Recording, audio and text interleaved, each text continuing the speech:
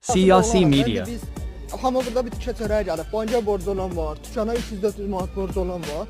Biz işləyirik ayın axırına qədər. Yoxsa maaşı böyün alacaq, səhər deyirlər ki, maaşınız falan qədər, 70 manat kəsilir, 60 manat kəsilir. Mən banka bir ay pulumu verməsəm, kasıb adamam, hop qoyacaq səhər var. İndi bu ay bankımın borcunu mən ödəyəməmişim. Evim yox satan, torpağım yox satan.